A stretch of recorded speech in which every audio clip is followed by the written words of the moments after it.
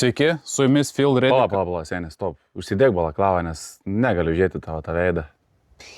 Jis yra ir Ovidijus prisistatyk. Tai Ovidijus iš Downrange mokymų centro, malonu. Tai apie Ovidijų šiaip jau turėtumėte žinoti iš praeitų video. Šiandien mes esame Juodo gandro šaudyklai, kuri mums puikiai tiks nufilmuoti video apie tai, ką esam sugalvoję nuveikti, ne? Jo. O šita šaudykla mums puikiai tinka dėl to, kad čia galime šaudyti tiek su pistoletais, tiek su karabinais, tiek su lygiavamzdžiais. Čia galima viską daryti iš šaudykloje. Jo, tik lygiavamzdžių, aišku, nenaudosim. O apie tai, kad jau pradėjom kalbėti, ką šiandien filmuosim, tai ir pristatykime, ne? Tai iš tikrųjų darysim YouTube'ai tokį grojaraštį pavadinimu ką veikti šaudyklai. Aišku, jūs gal važinėjate į šaudyklą, šaudot, bet jums nusibodo tie patys pratimai, baigėsi fantazija, nebesugalvojat, ką tai šaudykla veikti. Tai šiandien mes iš tikrųjų jums pristatysime keletą pačių populiariausių pratimų. Tai bus Bill Drillas, Mozambikas, El Presidente ir Dickens Drillas. Ko mums reikės, tai aišku, reikės ginklų, amunicijos, šaudyklos, 3 taikinių ir taimeriuko. Taimeriukas tai yra ta pipsinti dėžutė, kuri jums rodo skaičiukus, per kiek atliko šūvis ir dažniausiai tai yra jums blogos žinios. Kalbant apie tos pratimus, tai tikrai daugelį žinomi šitie pratimai yra nieko naujo, tiesiog kodėl tie pratimai yra naudojami, kodėl jie populiarūs, jų istorija ir kodėl naudoja treniruotėms skirtingos struktūros, tiek kariuomenės daliniai, tiek vidaus reikalų daliniai ir apie juos trumpai, kaip daryti. Jo, tai papasakosim apie kiekvieną pratimą, kaip jį atlikti, kokie yra jų standartai. Beje, jeigu neturėsit taimeriuko ir negalėsit išsimatuoti pratimo atlikimo laiko, nesijaudinkit, iš tikrųjų vis tiek važiuokit į šaudyklą ir treniruokitės, ne, turėkit gerą laiką. O jeigu šiaip žinot apie šitos pratimus, tai neišjunkit šito video, nes mes taip pat trumpai papasakosime ir kaip šitie pratimai atsirado. Jo, kas liečia šitos pratimus, kai kurie pratimai turės iš tikrųjų gan yra jie aukštesnio lygio, tai jeigu esat pradedantis šaulys, labai svarbu turėti gerą bazę, paprasčiausių pratimų, tik po to eiti prie kai kurių pratimų ir juos atlikinėti, nes jeigu neturėsit gerą fundamentą, tie pratimai gali vienas dalykas jums nesisekti, kitas dalykas gali būti juos atlikti nesaugu ir trečias dalykas, jūs galite po to pratimo labai nusivilti savim, nepataikę, nepadarę taiklių pradaužų ir nepataikę į tam tikrą laiką. Todėl visada turėkit gerą bazę, pasirinkit pratimą pagal savo parengtumo lygį ir visada neskubėkit pradžioj. Darykit lėtai ir greitis atsiras su laiku. Kaip ten sako, sylai šliauškai bėka, ne? Sylai siaukia taip, ne? Man atrodo, kad sylai. Tai ką, jaučiu, varom šaudyti, ne? Varom.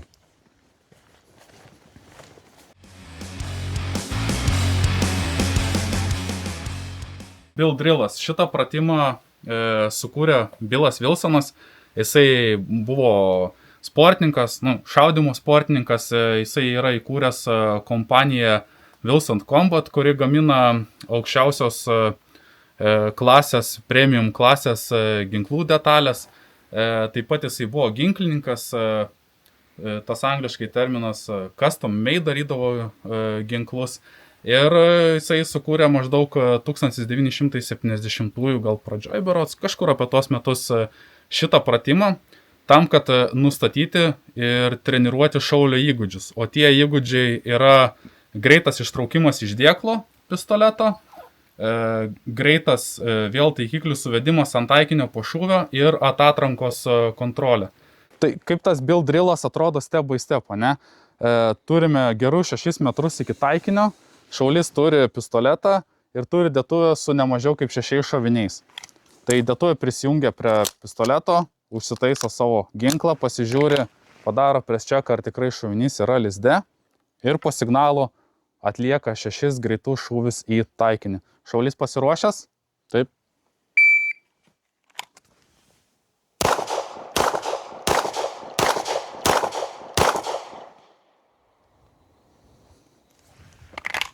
Ir šaulys gali pasižiūrėti savo laiką, pradaužas. Kaip matėme, šaulys pasirinko savo tinkamą tempą 6 šūviam atlikti.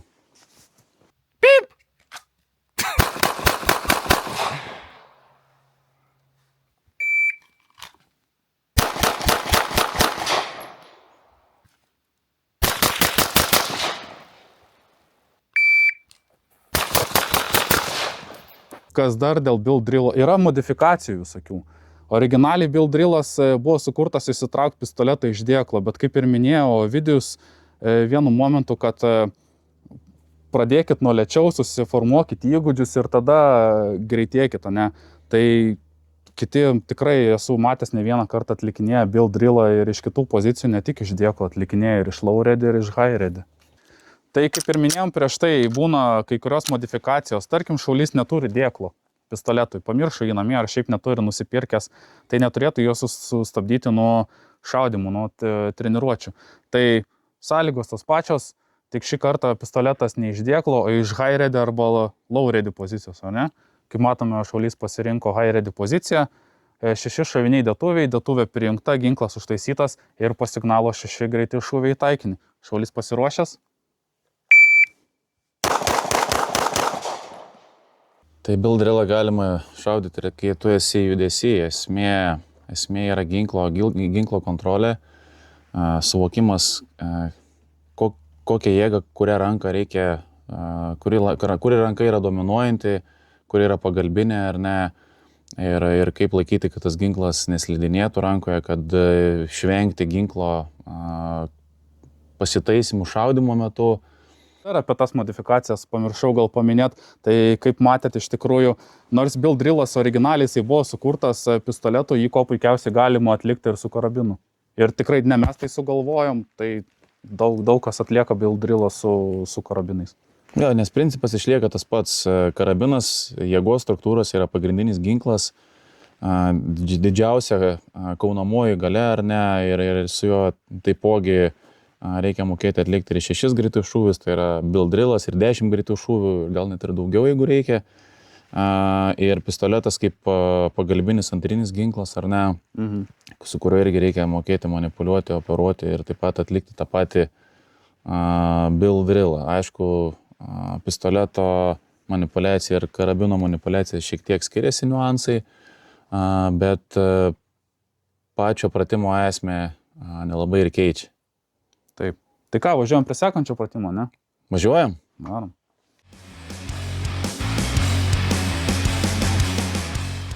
Mozambiko drillas iš tikrųjų istorija yra tokia, kad atsirado iš tikros situacijos, kai vyko Mozambiko nepriklausomybės karas.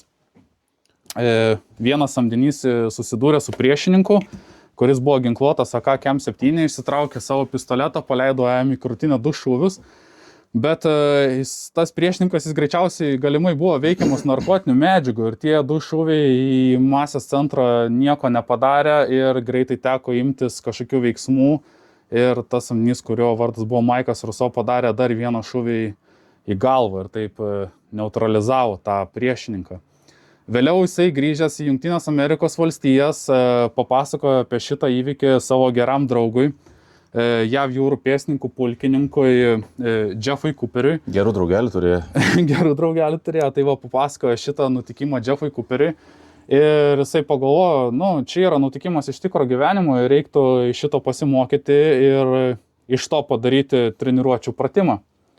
Tai taip ir atsirado šitas Mozambiko drillas. Jo atlikimo laikas irgi yra berods apie 2,5 sekundės. Jo irgi ištraukiamas pistoletas iš dėklo, 2 šūviai į krūtinę ir 1 į galvą. Taigi, lėtai papasakosim, kaip ten atliekamas tas Mozambikas. Turime taikinį, turime gerus 6 metrus iki taikinio. Turime pistoletą dėklę, kuris yra užtaisytas su šoviniais, ne mažiau kaip 3.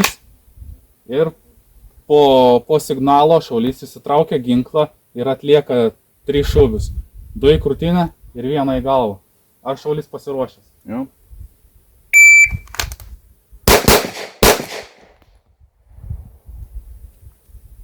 Kaip ir su build drillu, sakykime, neturit dėklo arba tiesiog norit pasitreniruoti patį būtent šaudimą bei ištraukimo, galite atlikti šitą pratimą ir iš high ready arba low ready. Sąlygos tos pačios, ginklas užtaisytas, dėtuvė prijungta, ne mažiau 3 šūviai dėtuvė. Šaulys pasiruošęs? Taip.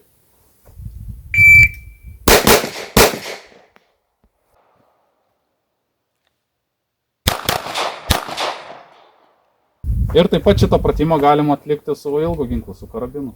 Taigi situacija su karabinu. Vėl ginklas užtaisytas, ne mažiau 3 šūviai, 2 šūviai į krūtinę, 1 į galvą. Šaulys pasiruošęs.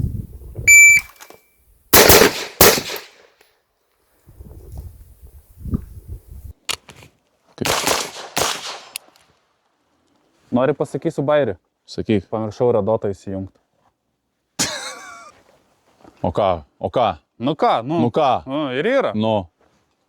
Yra ir Mozambiko drilo modifikacijų, tai pavyzdžiui, kiti žinau, tas pats Džibiresas atlieka 3 šūvius į krūtinę, 2 į galvą. Toliau esu matęs, kiti daro vos ne kaip dvigubą Mozambiką, tai atlieka 2 šūvius į krūtinę, 1 į galvą, keičia dėtuvę, vėl tą patį taikinį atlieka 2 šūvius į krūtinę ir 1 į galvą. Galima padaryti, kaip ir kalbėjom, modifikuotą variantą, tai yra 3 šūviai į krūtinę, 2 į galvą. Ar Šaulys pasiruošęs? Jo.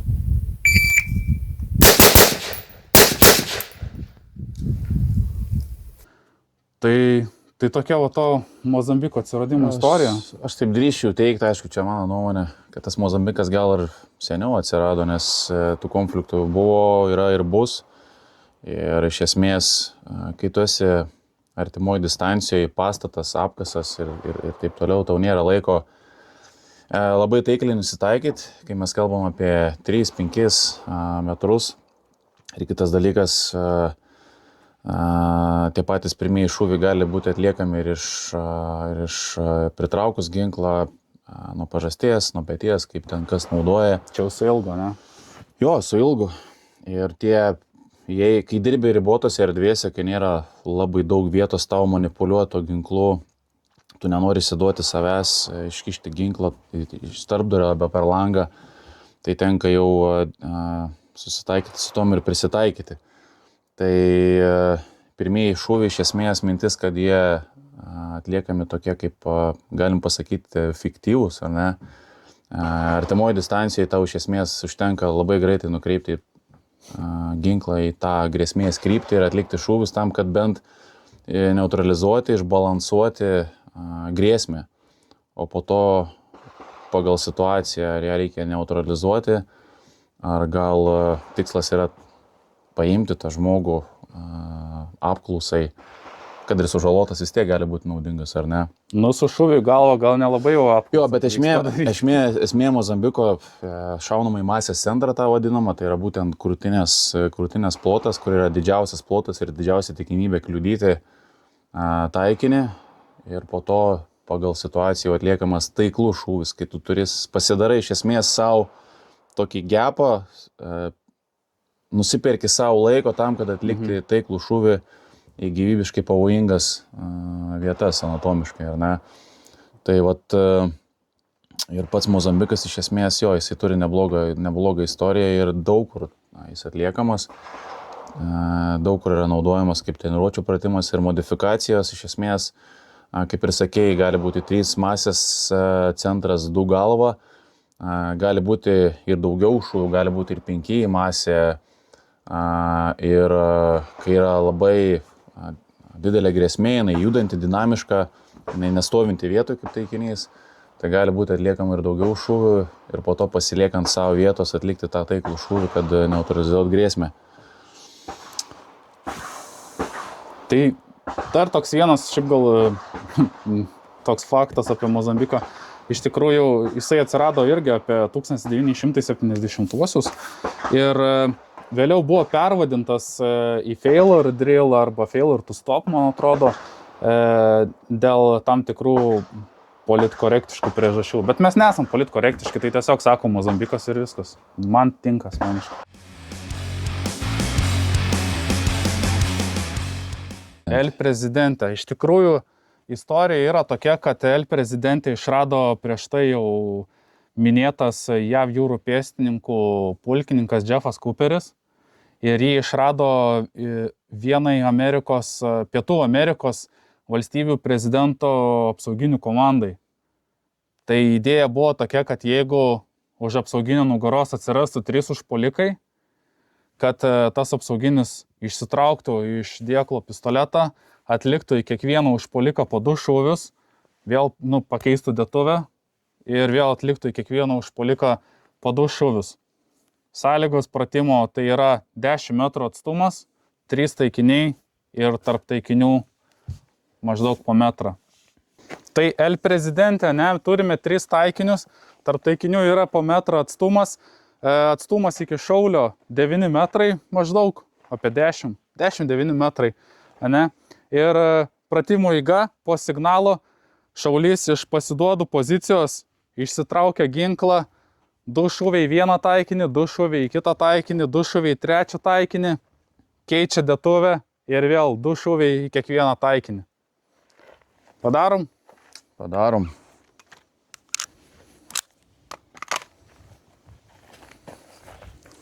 Šaulys pasiruošęs? Ne?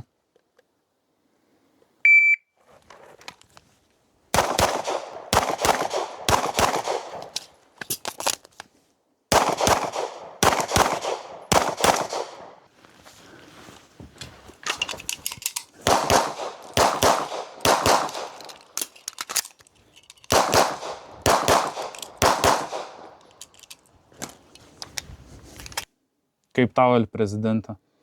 Labai geras pratimas treniruotis ir lavinti šaudimo įgūdžius. Jau dasideda ne vienas bazinis elementas, tai būtent taikinių keitimas, šaudimas į skirtingus taikinius, posūkiai, kas irgi vienas iš elementų, kuris truputėlį lavina prisitaikyti prie skirtingų situacijų, pagrindas, žemė, akmenis ir taip toliau. Ir iš tikrųjų reikėtų įgavus įgūdį, jeigu mes kalbam apie taktinį šaudimą, šaudyti ar ne ant nepatogių paviršių, kad kuo daugiau save išvesti iš komforto zonos. Ir plus dasideda dėtuvės keitimas, ar ne? Tai baigėsi dėtuvės keitimas, vėl taikinio susiradimas, identifikavimas ir šūvio atlikimas lygiai taip pat tos pačius taikinius. Plus mes šaudome dupletais, tai yra 2 greiti šūviai. Tai labai naudingas pratimas jau šiek tiek pažengusiems. Taipogi galima daryti ir anksčiau, bet visada reikia tai atlikti saugiai ir niekada neskubėti. Ir tas greitis jisai po truputėlį atsiras. Bet aš visada siūlau tiek kursantam, tiek kas ateina individualias pamokas, kiekvieną bazinį elementą padirbėti atskirai ir nepabijoti tai daryti ir lėčiau, ypač jeigu ilgą laiką buvo nešaudoma ar ne. Ir po to kitą treniruotę vėl bandyti kombinuoti tokius pratimus kompleksinius kaip El Presidente ir siūlyčiau, jeigu yra šaudimo treniruotė 1 valandą, tai nedėti skirtingų labai daug pratimų, nebent save norit pasitestuoti, pažiūrėti laikus, kaip darot jo, bet jeigu kas liečia treniruotės, geriau pasimti 1-2 pratimus kažkokius ir juos padirbėti, kad būtų metodiškiau ir kad būtų lavinami įgūdžiai. Tai va, šiaip El Presidente irgi atliekama tik su pistoletu, ne tai kaip Bill Drillas ar Mozambikas, bet mes aišku pabandėm padaryti tokią inovaciją ir padarėme El Presidente su karabinu.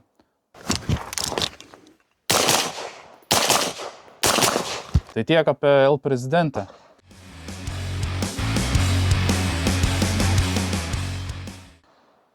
Kitas dar vienas pratimas, tai yra Dickens drillas, mano mėgstamiausias iš tikrųjų. Dickens drillas. Ja. Šitas pratimas irgi atsirado iš tikros istorijos, iš tikro nutikimo. Tai toksai Elijah Dickensas buvo 22 metų jaunuolis, vieną dieną tiesiog leido viename Indianos prekybos centrų. Ir į tą prekybos centrą įsiveržė mass shooteris ir pradėjo šaudyti žmonės. Ir ką padarė Elijah Dickensas, jisai iš tikrųjų turėjo teisę nešiotis pistoletą paslėptą. Jisai vos sulaukęs 21 metų pagal visus įstatymus įsigijo tą pistoletą, treniravosi, jį nešiojosi ir neutralizavo tą užpuoliką. Ir jį neutralizavo iš tikrųjų ne šiaip, o iš 40 jardų atstumo, kas yra maždaug 36 metrai. Iššovė 10 šūvių per 15 sekundžių ir 8 iš tų šūvių pataikė būtent į tą užpuoliką. Kiek žinau, kiek domėjausi, tas šiaip užpuolikas pats nebuvo labai didelis vyras. Tai jau tai yra įspūdinga. Ir dar kitas dalykas, tas Elijah Dickinsas, jisai nebuvo nei šaulys sportininkas, niekada netarnavo kariuomeniai, policijoje ir neturėjo jokio spec parengimo.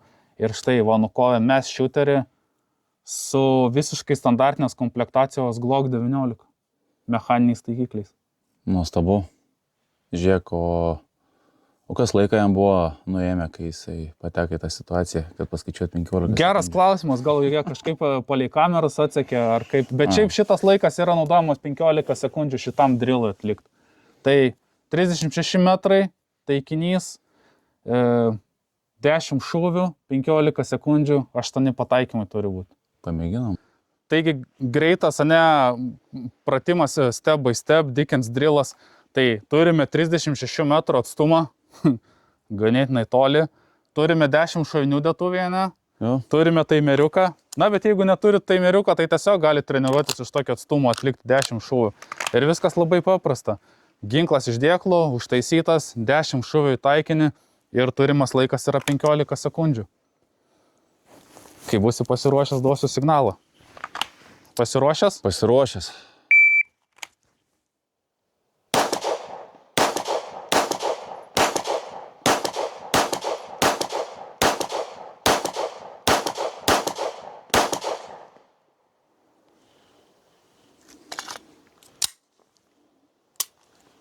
Nu, padarai 12 šūvių.